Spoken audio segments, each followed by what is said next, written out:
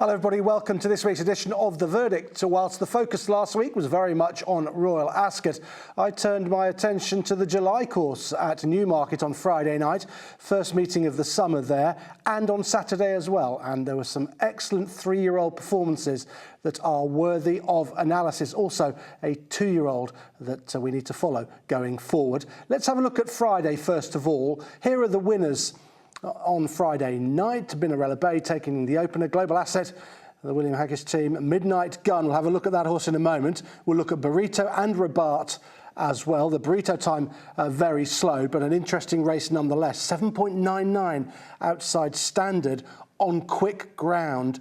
Very good times though from Global Asset and Midnight Gun. So let's have a look at the Race IQ Time Index. And let me just explain once again that what we do is we look at the times that horses have achieved in their races and compare them historically with other races that were run over those trips in the past, and then a lot of score between 0 and 10. We're going to look at the mile contest, race number 3, a score of 6.93, and then Burrito, that 4.66, that very slow time against the Racing Post standard, achieved a very low time index score of 4.66, and slightly better for Robart, a score of 5. And those two races are comparable because they were both over 1.25 miles. But we start with race number 3.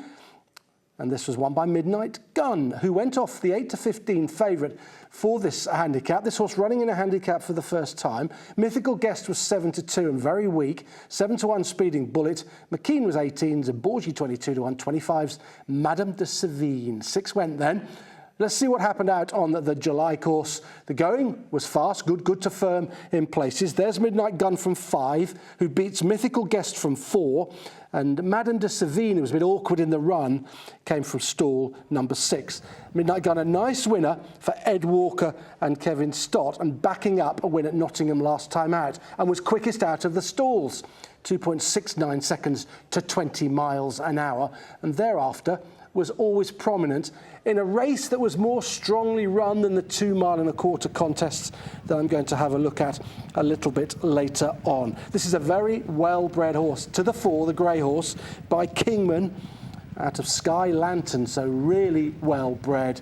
And I think he got in light here off a mark of 88. I think that very much underestimated him. Despite that, he did make quite hard work of winning this particular contest. He had to fight in the closing stages to see off the strong travelling Mythical Guest. But he did quicken up. He did show a really nice turn of foot in the closing stages. His 6th furlong, well, 10.68. So he really can quicken this horse, and he backed it up with an 11.1 thereafter. That's a sharp turn of foot, and no wonder he was hard to reel in by those that were perhaps ridden a little bit more patiently. You can see the runner-up to the far side, Mythical Guest, travelling up strongly now to come and lay down a challenge, but can't quicken quite as well as the winner. Madame de Seville on the outside in the sheepskin noseband. Look, she looks a bit awkward under pressure, doesn't she? She's hanging, her head's in the air. She does run the fastest final furlong, though. She goes on at the death, 12.86 compared to the winner, 13.01. So despite looking awkward, she's quite talented. This winner, Midnight Gun, sticking on really strongly in the closing stages whilst hanging to his left, but well on top in the end, pushed out hands and heels by Kevin Stott. And I think he's way ahead of his mark of 88. He's got a sharp turn of foot. He showed that at Nottingham. In fact, he featured on The Verdict after his win at Nottingham. Such was the potent turn of foot that he showed there. And he's done that again here. And I think he's come up against quite a nice horse in Mythical Guest in second. That horse will be winning in the near future. So it was a good performance from the winner. A decent time index score of 6.93. You'd expect something between 6 and 7 for a race of this particular class. So he's bang where you want to be. Don't like the fact that he was hanging a little bit left in the closing stages. That was a bit worrying, but I think if he's turned out in a handicap again once reassessed, I think he's a fair way ahead of his mark. He'll be up mid-90s now, but I think there's going to be a fair bit more to come from this horse, whose sharp turn of foot is not really in focus when you just watch this race. You think, oh, well, he's sort of just ground it out. But the figures tell us he can really quicken. 10.68 for that 6th furlong was really impressive. and that equates to 42.04 miles an hour. The quickest horse in the race, well, it was the runner-up. He managed 42.37, and in that 6 furlong, he went 10.65. That's why I think Mythical Guest will be winning next time out. That was a good performance from him. Evenly run overall, this. Look at the finishing speed percentage, 101.57. A well-rated ride from Kevin Stott, out in front, and a sharp turn of foot from the well-handicapped winner. OK, from that mile contest won by Midnight Gunner handicapper to follow, we're going to move on to an interesting 1.25 mile contest, which produced a very low time index score, but nonetheless, I think the winner is very much worth following. Rhetorical was the 11-10 favourite for this novice. Second in was Ciro Di Marzio, who was 7-2 from sevens. Specialisation 6s from sevens. More Thunder sevens. Burrito, that's the horse we're going to focus on, was a 7-1 shot as well. OK, 1.25 mile start. Let's have a look at them as they jump. Burrito comes from 5. Rhetorical finished second from 2. More Thunder was third from stall number 6. And this is a bit of a crawl early on. How did he come out of the gates? Burrito, 4th fastest. Took him 2.86 seconds to get up to 20 miles an hour. So 4th fastest out of the stalls.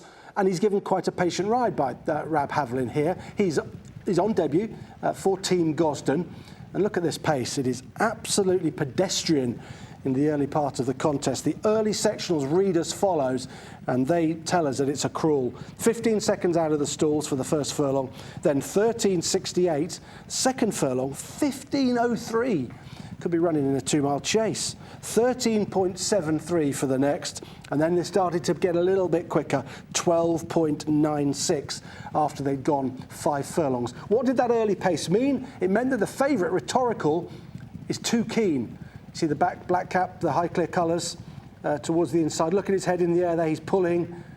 He's a bit rank, a bit keen, and this race was certainly not run to suit the quite well-backed favourite. He used up way too much energy in the early part of it. So we already know now, off this steady gallop, this race is going to be about quickening, horses that have got a sharp turn of foot, and it is Burrito who is too good for his rivals. He quickens up in very good style, so much so, his finishing speed percentage was 113.12.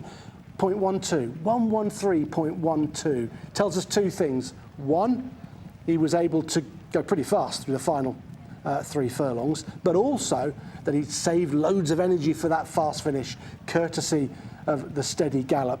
But that he can quicken up and go as fast as he did in the latter stages of the race on debut, I think marks him out as being a pretty useful individual. He's picking up now towards the outside, the white colours, and his 9th furlong of 10.93 completely seals the deal. He's gone under 11 seconds for a furlong on his first career start. Don't always see that. They're often too green to be able to do that, to be able to really stretch and fly away. And that's what he was able to do here. It might have been the lowest time index score of the whole meeting, of the 2 days, but nonetheless, just hands and heels, this horse is pushed out to win quite comfortably, having shown that really good turn of foot to land this. Last 3 furlongs, he went through in 34.08. So going even 12s, it's easy to work out, it'd be 36 seconds. So he's well under that.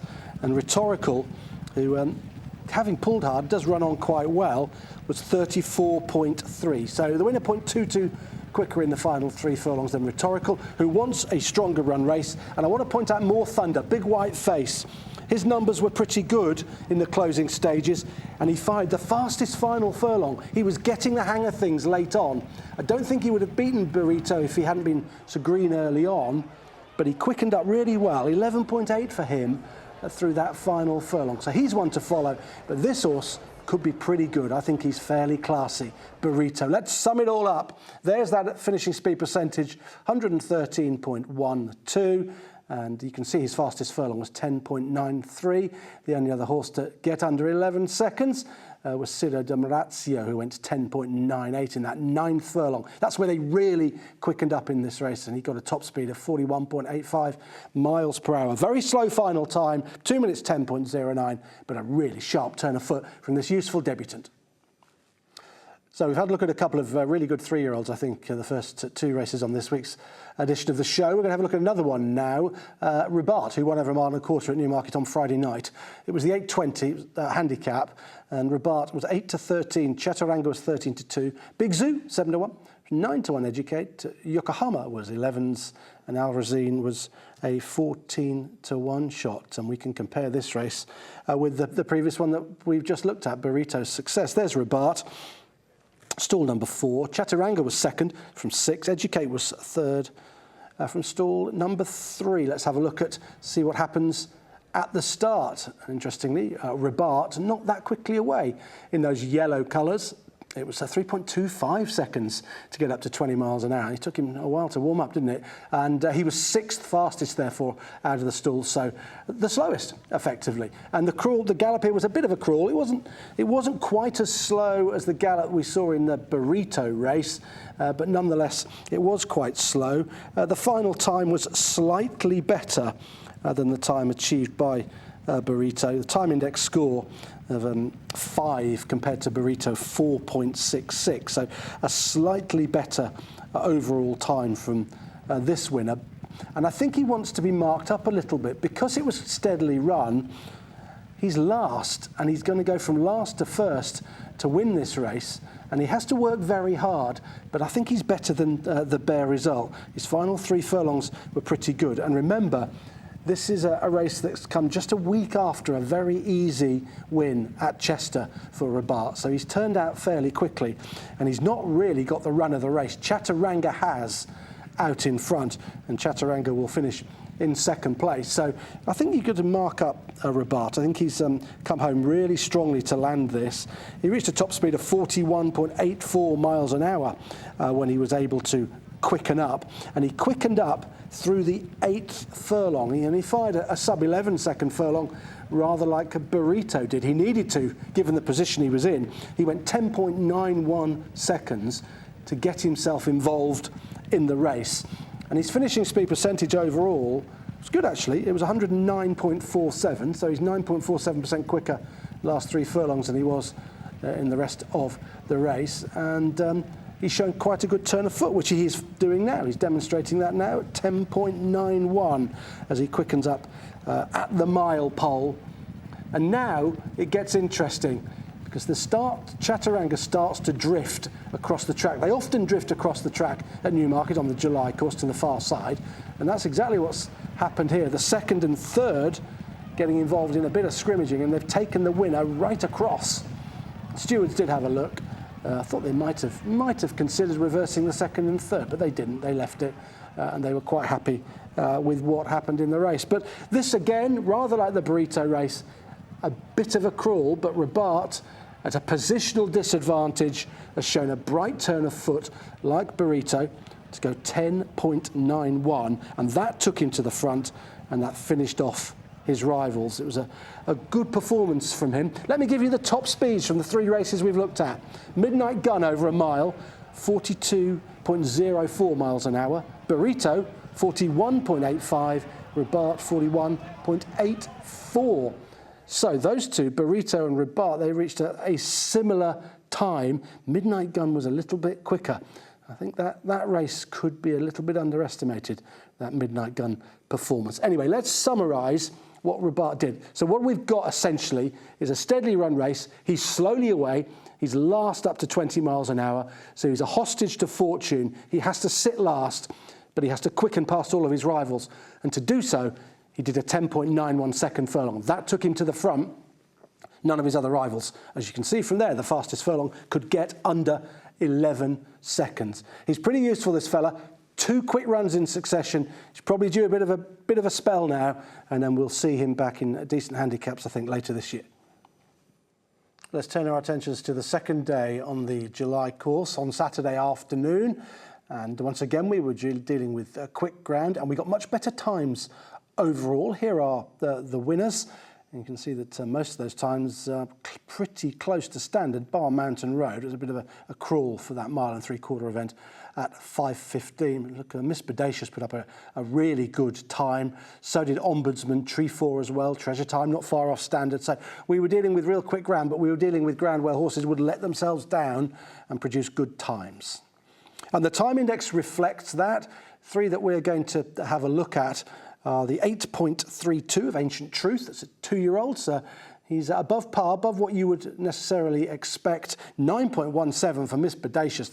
That's a really good time performance from her. And finally 9 from a newcomer, Ombudsman, who visually was really impressive. And we'll get to him in a moment, but we will start with the unbeaten 2-year-old from the Charlie Appleby yard in what was a novice stakes over 7 furlongs. He was giving away weight. He had a £6 penalty, and he gave that away to all of his rivals. He was 4 to 5, invited 9 to 2, 11 to 2 Hidden Secret, Royal Alliance 11s, Marvel Man 12s, and Bigger the rest.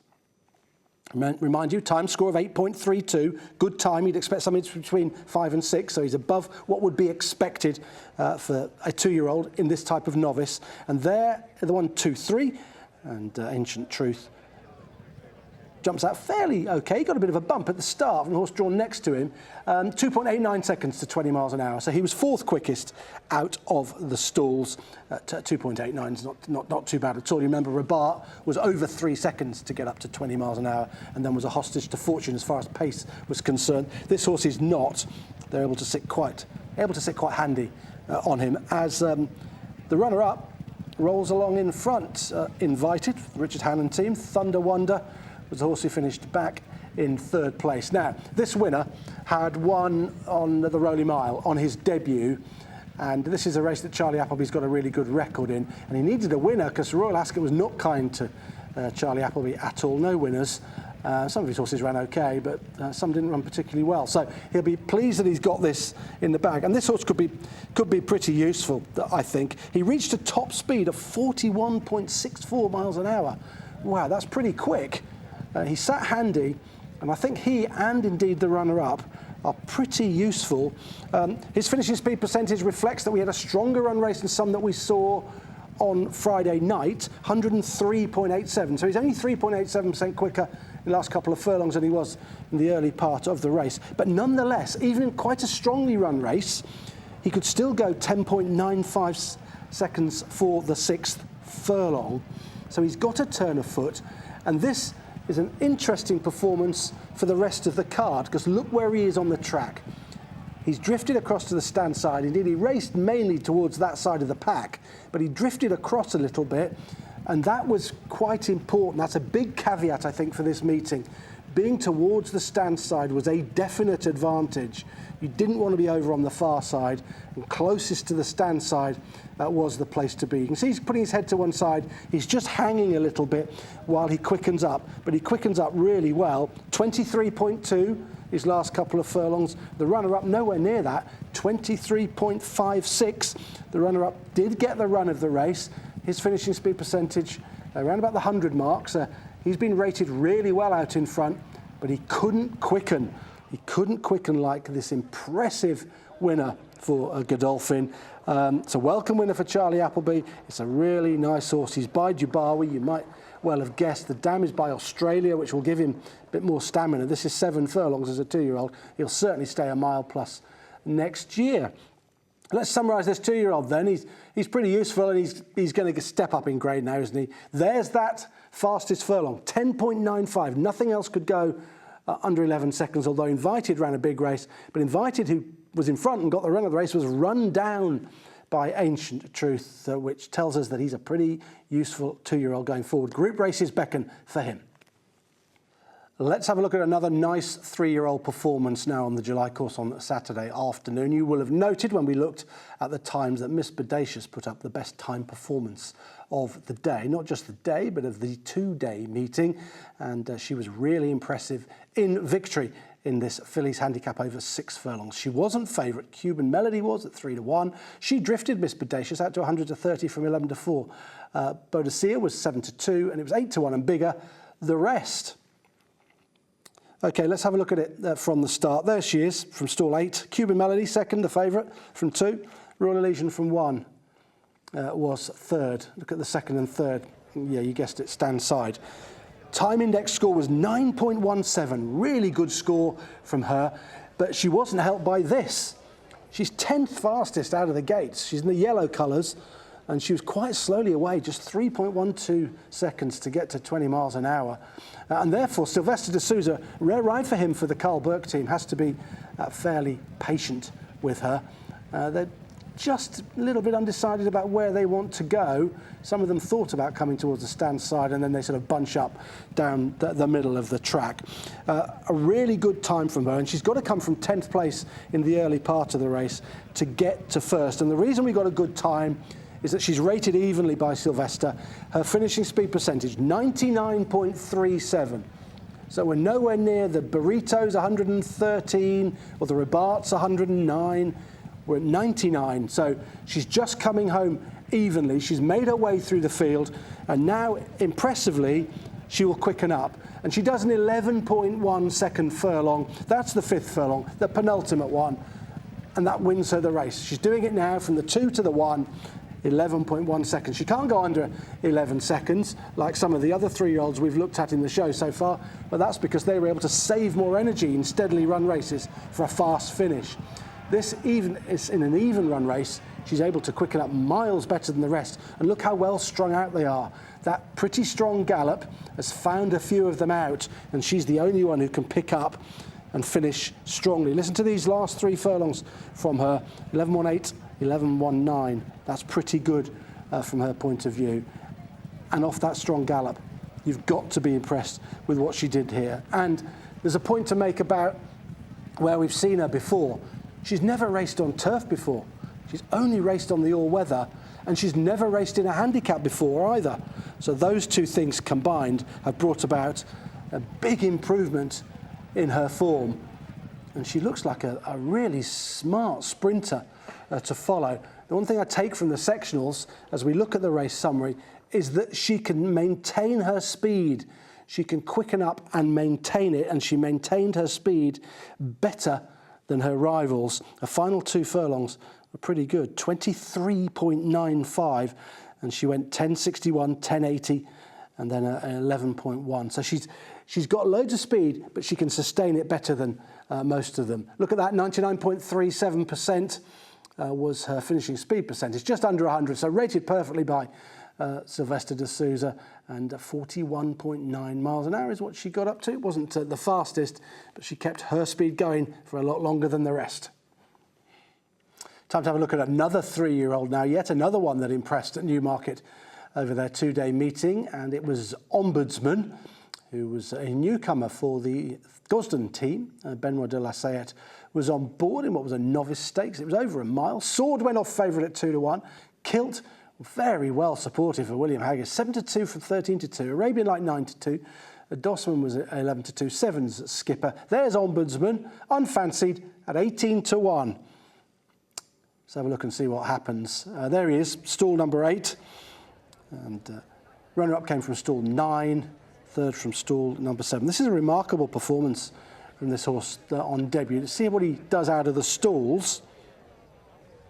He's not that quickly away. He's 7th fastest, and his time was 3.15 seconds to get to 20 miles an hour. So he was on the back foot a little bit in the early part of the race, held up, and you will see some of the jockeys are toying with the stand side once again, but they don't come up there. He does ultimately race up the stand side, and he comes home really strongly. He raced in 10th place for much of this race, and to the eye, it looked an impossible task for him to win throughout the final 2 furlongs.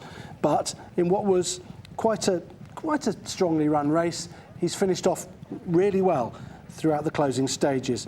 104.43 his finishing speed percentage, and the 2nd, 3rd and 4th, they all achieved scores over 100. So from the rear of the field, he runs down horses that weren't stopping in front of him. So he deserves credit for that on his debut. His final 2 furlongs were quick, and they needed to be because he had lengths to make up. 23.15, the runner-up, much slower, 23.9. So he's finished really well He's just in behind there in the red cap and the Godolphin blue, looking for a little bit of room, but he looks like he's going nowhere at this stage. Dossman this side, beginning to challenge, and he looked like he was going to come and win, but now Ombudsman, he picks up really strongly. He did it 11.18, an 11.19 and an 11.96. Still doesn't look like he's going to win, and I highlight that 11.96, the last furlong, because that's where he was strongest. Here he comes. Winners, the second's not stopping in front of him, but he's absolutely flown home.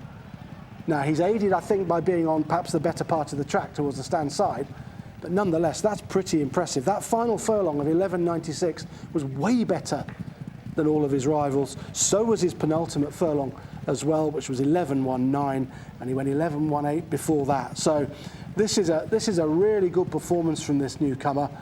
You've not seen the racecourse in anger before, but he picked up in tremendous style. Benoit de la Sayette has always seen to good effect. I think he's a much underrated jockey, and he's motivated this fellow without giving him a hard race, and he gets up in the closing stages, and I think he'll stay further, given how well he finished and how strong he was through that final furlong. Look at the ground he's still got to make up. He's still got plenty to do. The most important point about the sections is that those in front of him were not stopping. They weren't running finishing speed percentages of 95, 92. They were over 100. They were keeping on rolling in front of him, and he's just breezed past them in hand under Benoit de la Sayette. They'll be delighted with this performance, the Gosdens. Seemingly unfancied, maybe he doesn't do much at home, but he did it on the racecourse first time up. The only slight caveat is that perhaps he was on the better part of the track towards the stand side. So let's sum up that performance. It wasn't furiously run, but it wasn't a crawl. So he was able to do 104.43 finishing speed percentage, and he did an 11.18 through the sixth furlong. Wasn't the quickest. Arabian Light in second was the quickest in the sixth furlong, but it was the final furlong that he fired. He was able to go 11.96. The others couldn't go anywhere near that won him the race. He'll stay further. I think he's a horse to follow. Well, despite the presence of Royal Ascot last week, I think we saw some really nice performances at Newmarket over their two-day meeting. On the July course, I think the two-year-old Ancient Trutha gave away a penalty to beat his rivals. Is a very useful two-year-old for Charlie Appleby, 2 from 2 now. And we'll be heading into a group company. And the other races that we looked at this week were all for 3-year-olds, and I think all of them can be followed. Midnight Gun, I think, needs marking up. Robart does from a positional disadvantage. He was quite good in winning his second race within a week. Burrito and Ombudsman, both really, really good on debut for Team Gosden. So horses to follow for you this week. And there'll be a few more in my Verdict Extra column on the website later this week. Do have a read of that. And for now, though, I'll say goodbye and I'll see you next week.